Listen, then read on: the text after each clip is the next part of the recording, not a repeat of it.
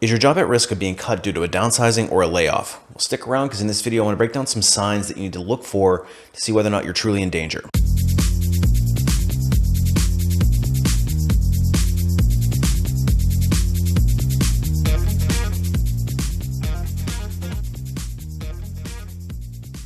Hey everybody, it's Brian from Life After Layoff, and today I want to share with you some signs that your job might be in danger of a potential layoff or downsizing. As a corporate recruiter and an HR professional with over 20 years of experience interviewing and hiring thousands of people into some of the world's most well-known and well-respected companies, I do unfortunately know a thing or two about layoffs, having been in one myself and having gone through several ups and down cycles in the market. So I'm going to give you some real life examples in this video and some things you should be paying attention to in a potential slowdown in the market. But before we get too far into it, if you're interested in more videos just like this one directly from a corporate recruiter, make sure you hit that subscribe button. You might want to hit that notification bell so you don't miss any future posts. So wow, what a ride we have been on over the last 18 months to 2 years. So if we go back to 2019, the economy was cruising and suddenly a pandemic came along and everything went to a screeching halt. And the pandemic effectively shut everything down immediately, and companies look for ways to drastically cut costs in the form of layoffs. And in my opinion, they probably jumped into it a little too quickly because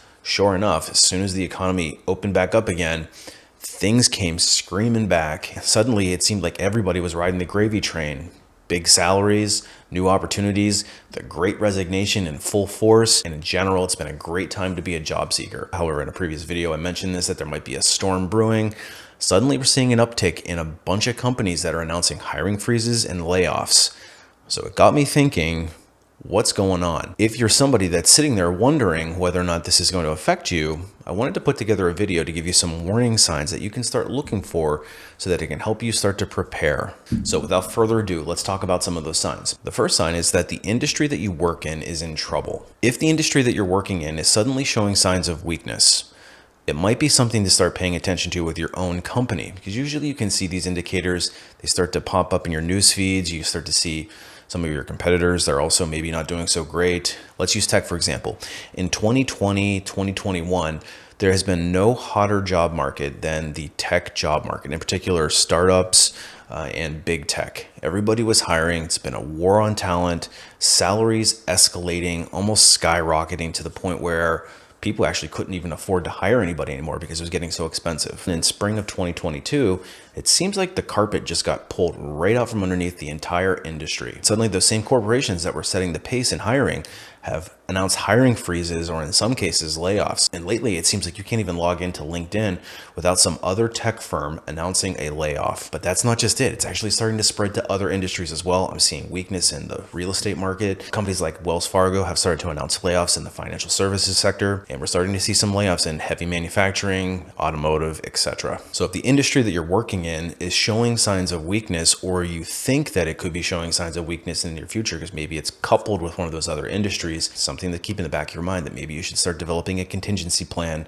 in case your industry or your company is hit. The next indicator to look for is if your company is not a market leader. So if you're in a space where these major players are showing a sign of weakness and your company is a second, third, or even fourth tier player in that industry, chances are it's going to hit you too. This is especially true if your company is primarily reliant on one or two major customers, because if those customers determine that they need to cut costs and your company is overly reliant on them, could be a really bad sign if they decide to cut those contracts and suddenly the company is looking at how they can reduce costs. Usually that's in the form of layoffs. And if your company is starting to forecast that same weakness, they may do things like announcing a hiring freeze. So for me, back in 2019, I was working for a company that was just crushing it in the market and we were hiring left and right. At the end of 2019, suddenly we went into a hiring freeze because the forecasts were not looking as favorable heading into the beginning part of the year. And this is right around the time we started hearing about this pandemic.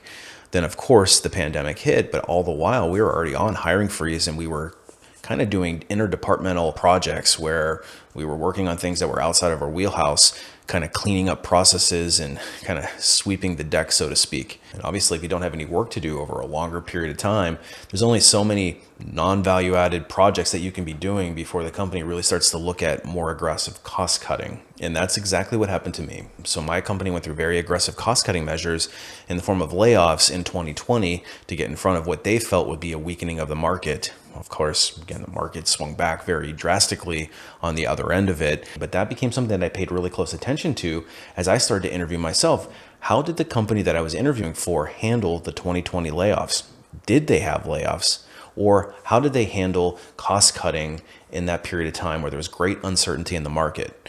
So if the company that you're working for has laid off in the past and as recently as 2020, there's a very good chance that they could be looking at an additional round of cost cutting because they've already proven that that's how they handle their business. Similarly, if you're working for a company that has not laid off and they've found creative ways to keep people busy, then that's probably a good sign that you're working for a company that values their employees. So another thing that we noticed, in addition to all the recs being cut and us going to a hiring freeze, was that there was also a freeze on company spending, or I should say non-essential company spending. So non-essential travel was scrutinized. Any expenses that you might have incurred were really looked at very closely.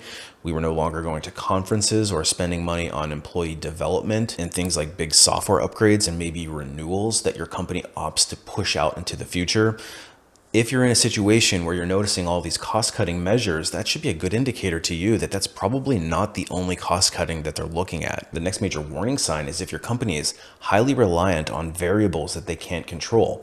And I'm thinking specifically about fuel prices. So if your company relies on boats or trains or trucks or planes to conduct a lot of their business, they're in danger of not being able to contain their costs because that's a variable they can't control. So as fuel prices skyrocket, the companies who are very dependent on that fuel price won't be able to contain those costs, and they may have to look at deeper cuts or shutting down certain lines of business that aren't that profitable to begin with. Because listen, these costs inevitably get passed on to the customer, and that might be a consumer. If it's not the consumer and the buck stops with the company, they have no choice but to eat those costs, and they got to figure out a way to make up for it some other place. So these things are all connected. If you're seeing this happening, it's definitely a warning sign. Now, the next major warning sign is very tricky and subtle, and beware of this one. If you get invited by somebody in HR to break down your work and justify what you do in a given day, that's a huge red flag. And this one happened to me, and this was kind of sneaky because the HR group wanted to meet with each person just to see how things were going. And suddenly you're being asked in a very subtle way about the types of things that you've been working on over the past few months. Without realizing it, they're actually taking very close notes to see how they can survive without your position. And inevitably, if you answer the question wrong, your name gets put onto a spreadsheet and you become one of a number. In addition to HR, you may also see some new faces walking around the office. And if you do, you should start to pay attention to who they are, because they could be consultants who are helping management organize and plan the workforce for a life after that layoff. Doesn't mean that you should be paranoid about every single new face you see in the building, because maybe it's just a salesperson. But if that cubicle across the way from you is suddenly occupied by a consultant, you should definitely be paying attention to what it is that they're doing there. Because during times of difficulty, companies will often hire in consulting firms to help them workforce plan and make a strategy on how they can continue their business with the reduction in workforce. And the last major thing I want to cover in this video is if you suddenly see an exodus of people at the top levels of the organization. One of the things that I noticed in my organization was a whole bunch of people were starting to leave at the very top levels of the organization. In and of itself, I may not have recognized that as a warning sign when it was happening, but with the benefit of hindsight, looking back, I suddenly saw all these other warning signs, and people making that mass exodus out seemed like very peculiar timing. So I think it's important to note that if you notice one or two of these warning signs, it doesn't mean that your company is automatically considering a layoff. But if you start to notice multiple warning signs, use your gut intuition to get a sense of whether or not your company might indeed be looking at layoffs. And even if they're not, you should still be taking proactive measures, because as we enter into a market that might start to get more unstable, you want to make sure that you're staying on top of things. Make sure you know how to write an effective resume and keep your resume up to date. Make sure you're building your networks with like-minded individuals who will actually help you propel your job forward, because you don't want to be trying to scramble to build networks when you need them. You want to already have those in place and make sure you're focusing on building up multiple streams of income to decouple yourself from the reliance on a single source of income. All these things are designed to protect your family, so you should take them very seriously. If you need more help, that's actually something that I specialize in. I've got a website called lifeafterlayoff.com. It's loaded with tips and tricks, all from an insider's perspective.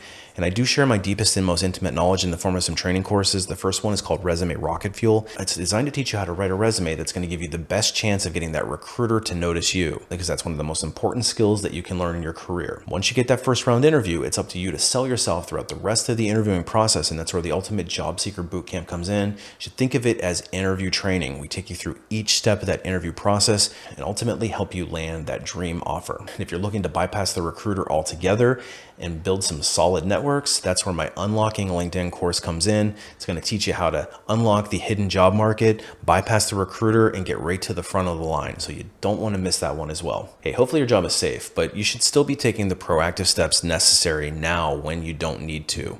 Otherwise, it could come back to bite you. Hope this video helped. We will see you on the next one.